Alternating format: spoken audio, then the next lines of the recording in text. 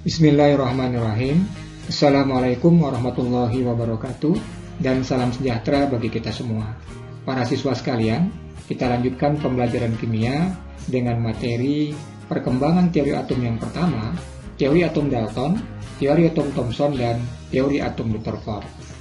Istilah atom pertama kali dikemukakan oleh Demokritos, seorang filsuf dari Yunani. Dalam bahasa Yunani, A berarti tidak, tomos terbagi. Atom terbentuk dari partikel terkecil yang tidak dapat dibagi lagi. 2000 tahun setelah pernyataan Demokritos, seorang guru SMA dari Manchester, Britania Raya, Inggris, menyampaikan gagasannya tentang model atom yang disebut dengan teori atom Dalton. Teori atom Dalton disampaikan pada tahun 1803 oleh John Dalton, menyatakan atom merupakan partikel terkecil dari suatu materi yang berbentuk bola. Teori atom Dalton terdiri atas 4 postulat yang juga memiliki kelemahan setelah ditemukannya beberapa teori atom yang berikutnya. Yang pertama, suatu unsur tersusun atas atom, yaitu partikel-partikel terkecil yang menyerupai bola pejal dan bersifat identik, serta tidak dapat dibagi lagi. Pada penemuan berikutnya diketahui bahwa atom-atom tersusun dari partikel yang lebih kecil lagi, yaitu partikel subatom.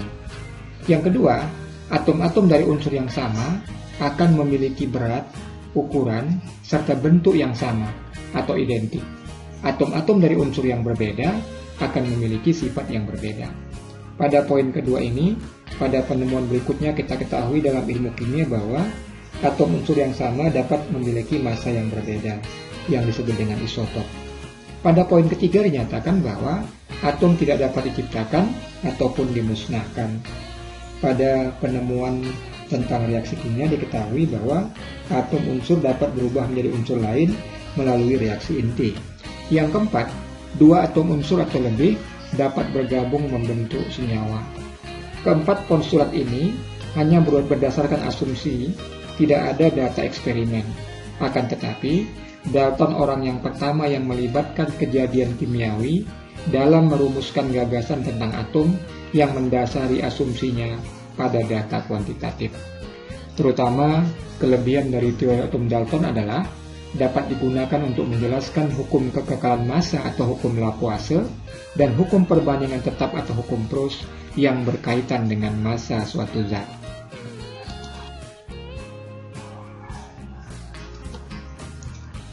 Tetapi mendekati akhir abad ke-19, konsep Dalton mulai digugat. Penemuan-penemuan fisika memberi kesimpulan baru yang menunjukkan kelemahan teori atom Dalton. Kita lihat video berikut ini. Teori atom Dalton yang antara lain menyatakan bahwa atom berupa bola yang sangat kecil yang tak dapat dibelah, dimusnahkan atau diciptakan dapat diterima ahli kimia saat itu. Tapi mendekati berakhirnya abad ke-19, konsep Dalton yang menyatakan bahwa atom hanyalah sebagai bola yang amat kecil dan sederhana mulai digugat oleh berbagai penemuan dalam fisika.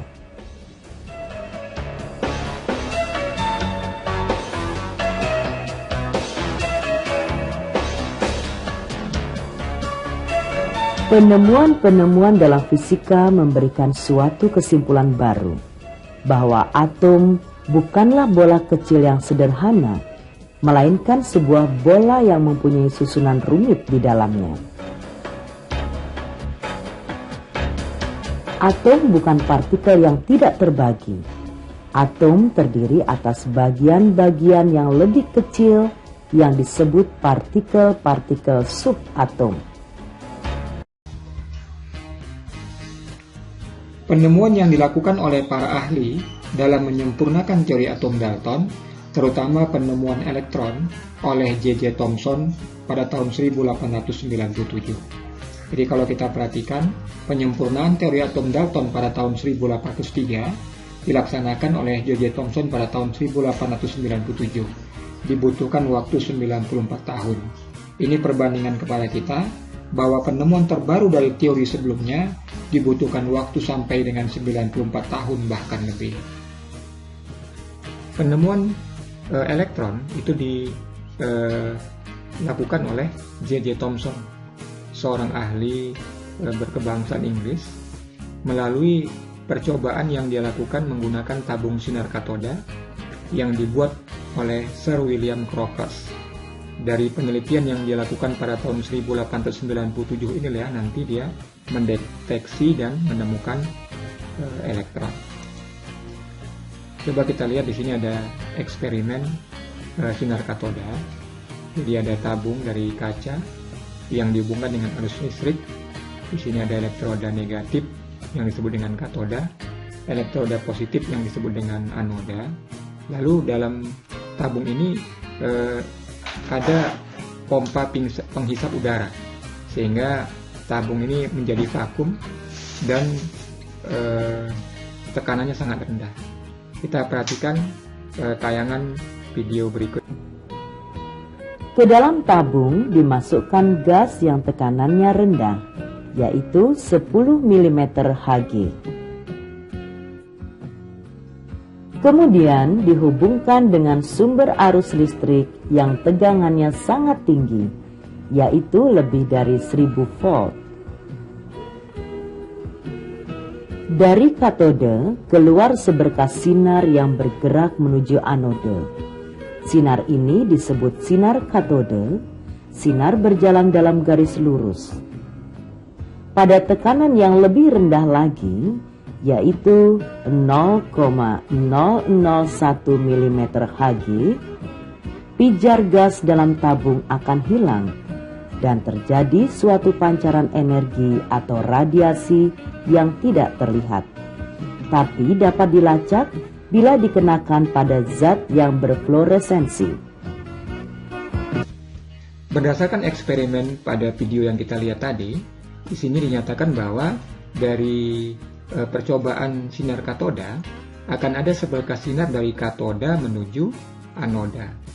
Sinar inilah yang dikatakan dengan sinar katoda atau nantinya disebut sebagai elektron. Sinarnya berupa garis lurus, ya, menjalar dengan garis lurus, dan dia nanti bisa melakukan fluoresensi atau berpendar. Selanjutnya coba kita lihat pada eksperimen sinar katoda yang berikutnya. Di sini ada tabung sinar katoda dihubungkan dengan kutub anoda atau kutub negatif dengan kutub katoda, tapi kutub katodanya dilubangi di sini, sehingga supaya nanti sinar katoda atau elektron nanti bisa dilihat. Di sini diberi kincir berupa kipas untuk membuktikan sinar tadi akan memutar kipas apa tidak. Kalau bisa memutar berarti memang elektron itu sebuah partikel, kalau tidak mungkin seperti sebuah sinar, cahaya atau gelombang elektromagnetik. Di sini juga diberi magnet. Coba kita perhatikan video berikut ini.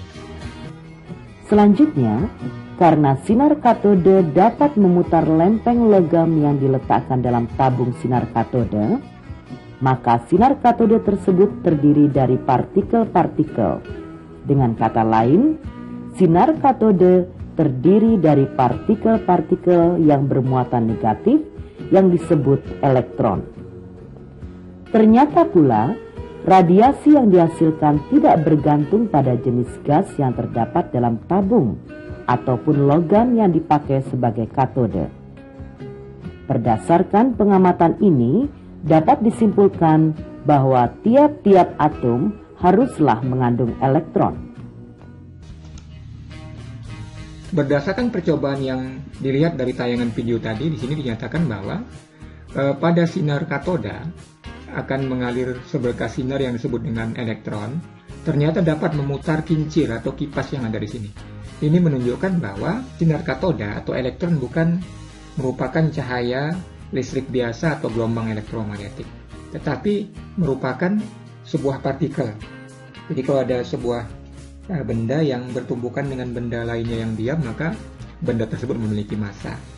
Kemudian ketika tabung ini diganti dengan gas yang lain, ternyata tetap ada sinar katoda, tidak bergantung kepada unsur yang dimasukkan. Ini membuktikan bahwa setiap atom memiliki elektron.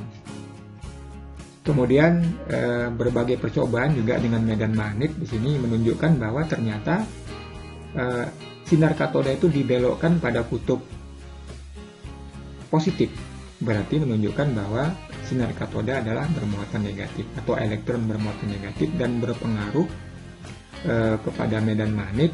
Dan di sini dalam tabung kaca bisa kita lihat dia mengalami pependarannya atau dapat berfluoresensi. Dari berbagai percobaan tadi, maka kita dapat menjabarkan sifat-sifat dari sinar katoda. Yang pertama adalah merambat tegak lurus dari permukaan katoda menuju anoda. Ini yang kita lihat dari eksperimen sinar katoda. Kedua, dia bisa memutar kincir, bisa memutar kipas yang dipasang dalam tabung antara katoda dan anoda, menunjukkan dia memiliki massa. Kemudian yang ketiga, dalam medan listrik dan medan magnet dia dibelokkan ke kutub positif.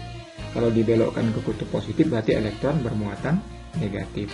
Kemudian dapat memendarkan berbagai zat atau bisa melakukan fluoresensi. Yang kelima, ketika digunakan gas lain dalam tabung ataupun katodanya diganti dengan logam yang berbeda, maka tetap menghasilkan sinar katoda. Ini menunjukkan bahwa elektron dimiliki oleh setiap atom.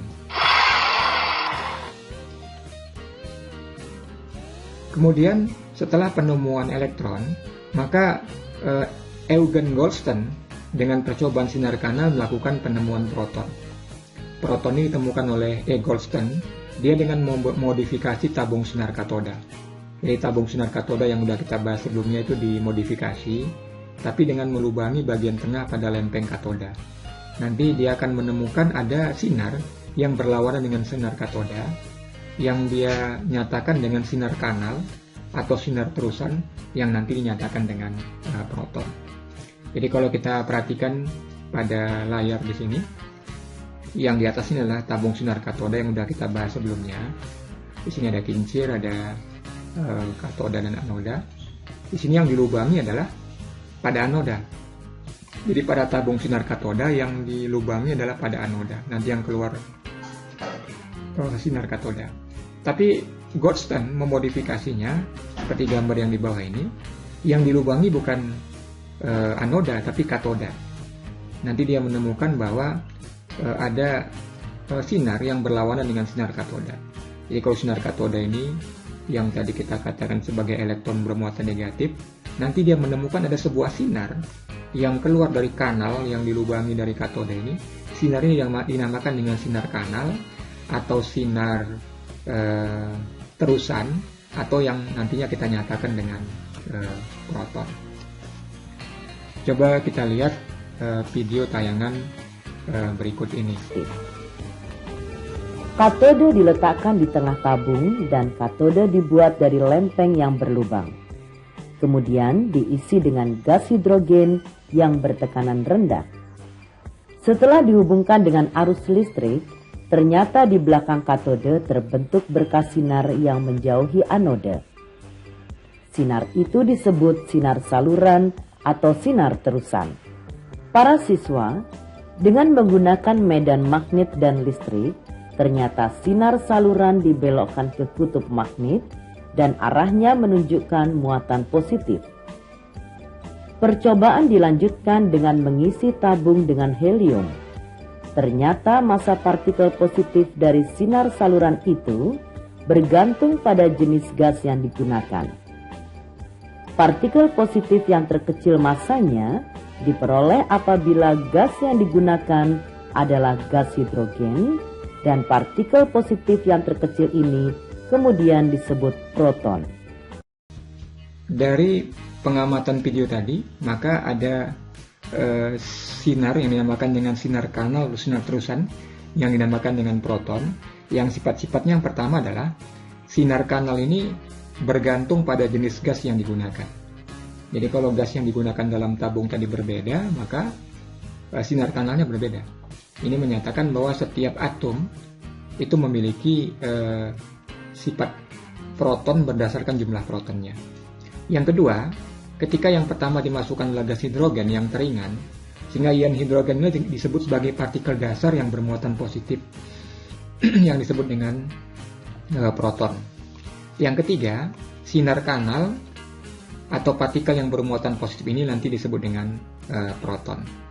Lalu yang keempat, jumlah proton dalam setiap atom unsur adalah khas.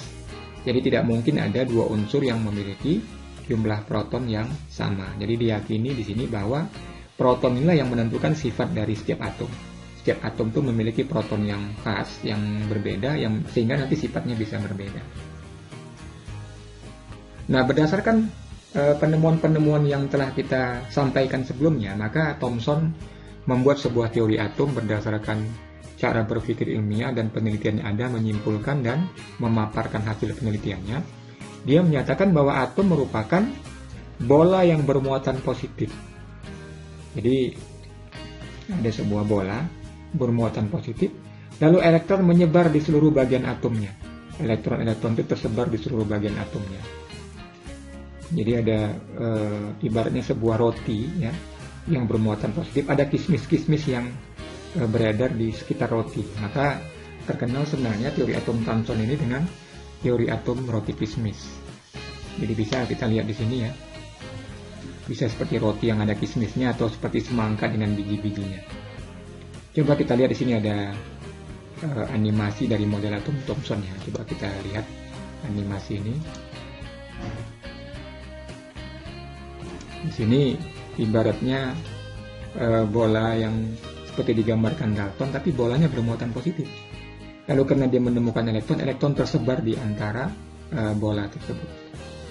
Atau kita lihat video berikut ini ya. Partikel-partikel tersebut rapat sehingga atom bersifat masif atau pejal. Kismis tersebut dianggap sebagai partikel bermuatan positif dan negatif yang tersebar di dalam atom. Akan tetapi perlu kita ketahui bahwa dari penemuan teori atom Thomson terdapat kelemahan dari teori atom Thomson ketika Rutherford melakukan percobaan yang menyatakan bahwa elektron-elektron dalam atom bergerak dalam lintasan tertentu. Sementara teori atom Thomson hanya mampu menjelaskan bahwa elektron tersebar merata dalam atom dan tidak bergerak. Nah, Thomson disempurnakan oleh Rutherford. Jadi kalau kita lihat di sini, Thomson menemukan teori atomnya pada tahun 1897, maka Rutherford menemukan sebuah teori atom baru itu pada tahun 1909. Jadi ada sekitar 12 tahun ya proses penyempurnaan ini.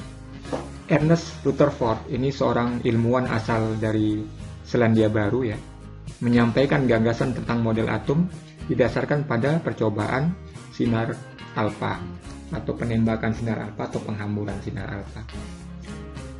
Coba kita perhatikan di sini bagaimana percobaan sinar alfa dilakukan Rutherford melalui tayangan video berikut. Untuk menguji kebenaran model atom Thomson, Rutherford bersama E. Marsden pada tahun 1910 melakukan percobaan yang dikenal dengan eksperimen penghamburan sinar alfa.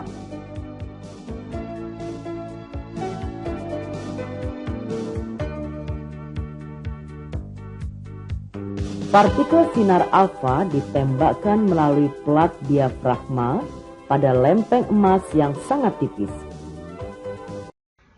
Rutherford melakukan percobaan penembakan atau penghamburan sinar alfa. Sinar alfa yang ditembakkan kepada lempeng emas, nanti ada yang dibelokkan, ada yang dipantulkan, ada yang diteruskan. Jadi yang warna biru diteruskan, lebih banyak yang diteruskan. Coba kita perhatikan video berikut ini. Bagian besar sinar diteruskan, berarti sebagian besar atom-atom emas terdiri dari ruang kosong. Sebagian kecil dibelokkan, ditafsirkan bahwa bagian atom emas yang padat mempunyai muatan listrik positif, di mana partikel sinar alfa yang lewat di dekatnya akan membelok arahnya karena tertolak oleh muatan yang sama. Sebagian kecil sinar dipantulkan, berarti di dalam atom terdapat bagian yang berat dan padat, yang mampu memantulkan kembali partikel positif yang mengenainya. Berdasarkan tayangan video tadi, dapat dinyatakan bahwa sebagian besar partikel alfa diteruskan yang berwarna biru. Ini menunjukkan terdapat ruang kosong pada atom, bukan merupakan bola kejal. Dan ada partikel alfa yang dibelokkan. Ini menunjukkan bahwa terdapat gaya tolak inti, di mana partikel alfa bermuatan positif dan inti atom juga bermuatan positif. Dan ada yang dibalikkan, ini menunjukkan bahwa partikel alfa menumbuk bola pejal pada inti atom, menunjukkan adanya inti atom. Untuk berikutnya coba kita perhatikan animasi berikut ini. Coba kita perhatikan pada animasi berikut ini, sinar alfa ditembakkan pada atom emas, maka ada sinar alfa yang dibalikkan. Ini menunjukkan bahwa sinar alfa menumbuk bola pejal dari inti atom, sehingga membuktikan bahwa di dalam atom emas terdapat inti atom. Kemudian ada yang dibelokkan.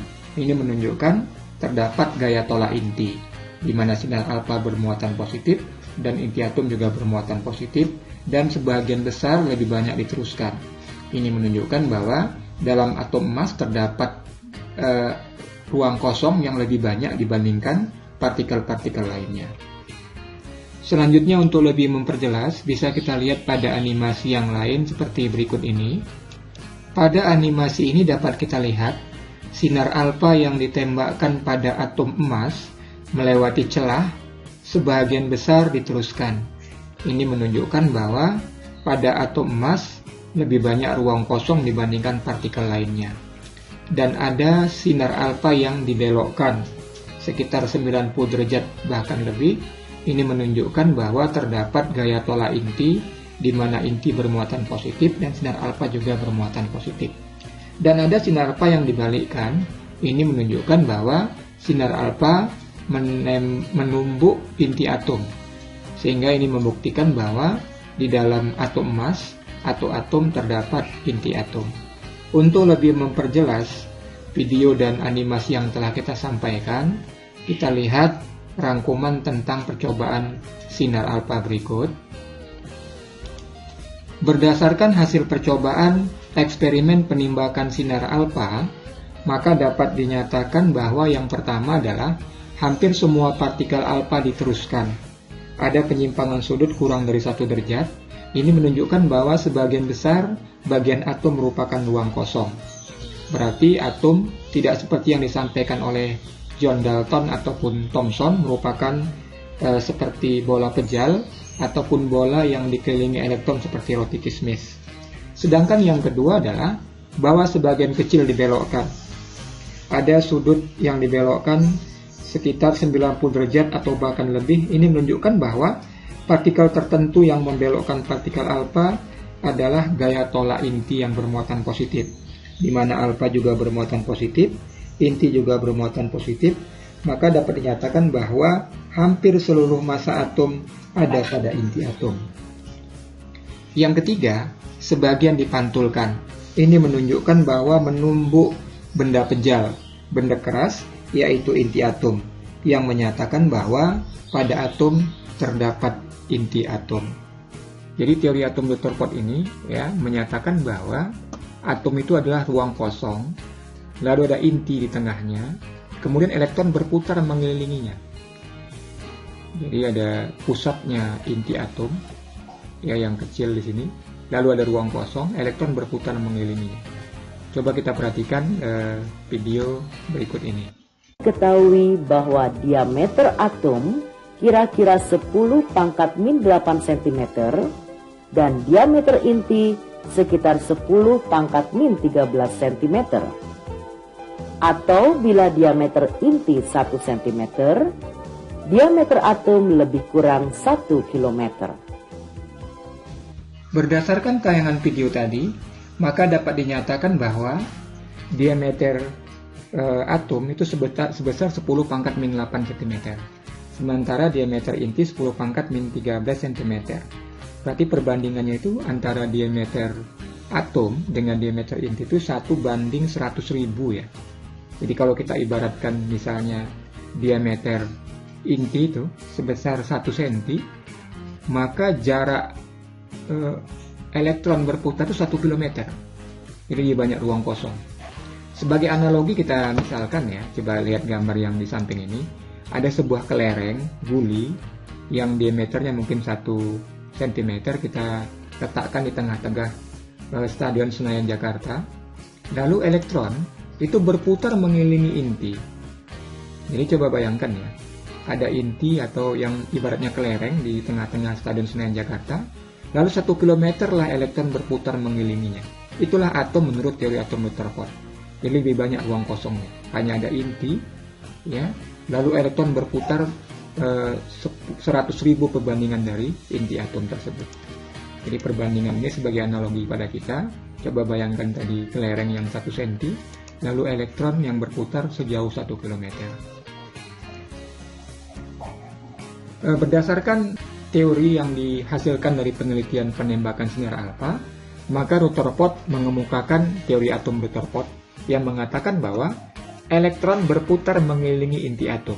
Coba lihat animasi gambar yang ada di sini. Ini inti, lalu elektron berputar mengelilinginya. Inilah teori atom menurut Rutherford.